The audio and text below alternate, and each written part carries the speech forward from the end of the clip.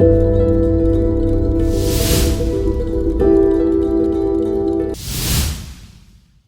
Friends. இன்னைக்கு voice of பள்ளியில் நான் வந்து ஜிடி நாயுடு அவரோட படத்தை பற்றி தான் நான் பேசணும்னு ஆசைப்பட்றேன். பொதுவாக நான் திரை விமர்சனங்கள் நான் பண்ணுறது இல்லை. ஆனால் இந்த படத்தை பற்றி பேசணும்னு எனக்கு தோணுச்சு. ஏன்னா அந்த அளவுக்கு இதில் வந்து நேர்த்தியாக சில விஷயங்கள் பண்ணியிருந்தாங்க. மாதவன் சாரை வந்து இந்த படத்துக்காக நாம் வந்து உண்மையிலேயே கொண்டாடணும். ரொம்ப இயல்பான ஒரு நடிப்பு. ஒட்டுமொத்த படத்தையும் தன்னோட தோளில் வந்து தாங்கி பிடிச்சிருக்காருன்னு தான் சொல்லணும். எல்லா நடிகர்களுமே அவங்கவுங்களுடைய நடிப்பை வந்து திறம்பட செஞ்சிருக்காங்க. கதையா அவரோட லைஃப்ல நடந்த நிறைய விஷயங்களை சேகரிச்சு ரொம்ப தெளிவான ஒரு விஷயமா பதிவு பண்ணியிருக்காங்க. சில இடங்கள்ல திரைக்கதைகள்ல ஓட்டைகள் இருக்கு. சில இடங்கள்ல சினிமாத்தனம் இருக்கு. அதுல மாற்று கருத்து இல்ல. வியாபாரத்துக்காக சில விஷயங்கள் இவங்க பண்ணியிருக்காங்க. நடிகர்களாக ஜெயராமு, சத்யராஜ் சாரு, துஷாரா விஜயனு, பிரியாமணி இவங்க எல்லாரோட நடிப்புமே ரொம்ப ஃபென்டாஸ்டிக்கா இருந்ததுன்னு தான் சொல்லணும். டைரக்டர் கிருஷ்ணகுமாரை நாம வந்து கண்டிப்பா பாராட்டியே ஆகணும். இந்த மாதிரி ஒரு உண்மை சம்பவத்தை, இந்த மாதிரி நம்ம நம்ம கூட இருந்த ஒரு இந்தியன் எடிசனை வந்து நம்ம தெரிஞ்சுக்காம போயிட்டோமே அப்படின்ற அளவுக்கு நிறைய விஷயங்கள், நம்மளுக்கு தெரியாத விஷயங்களை இவர் வந்து சொல்லியிருக்காரு. அதுக்காகவே நம்ம வந்து அவருக்கு ஹேட்ஸ் ஆஃப் பண்ணணும். மியூசிக் ஆகட்டும் சரி, கேமரா ஒர்க் ஆகட்டும் சரி, எந்த விதத்துலையுமே நம்ம குறை சொல்ல முடியாது. எனக்கு இந்த கதையில சில கேள்விகள் மட்டும் எனக்கு தோணுச்சு. அது என்ன அப்படின்னா, பிரியாமணி வந்து செல்லம்மாள்ன்ற கேரக்டர் பண்ணியிருக்காங்க. அதாவது மாதவன் சாரோட முதல் மனைவி. அதாவது நாயுடு, ஜிடி நாயுடுவோட முதல் மனைவியா அவங்க நடிச்சிருக்காங்க.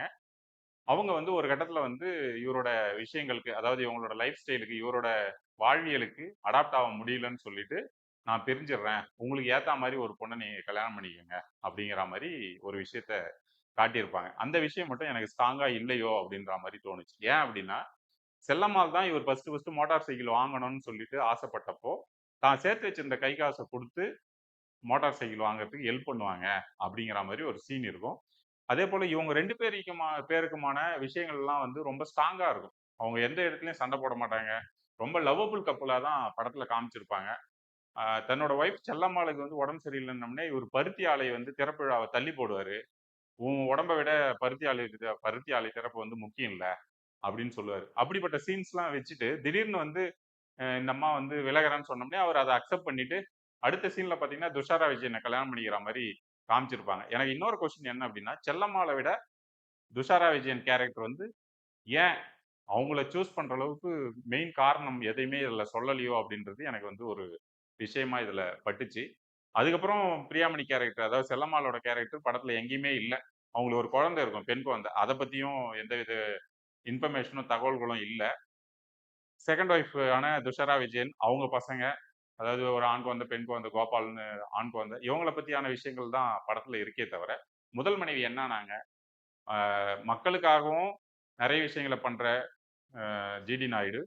அதே போல தன்னுடைய கூட இருக்கிறவங்களுக்காக நிறைய விஷயங்கள பண்ற ஜிடி நாயுடு, அந்த முதல் மனைவியை பத்தி ஏன் கண்டுக்கவே இல்ல?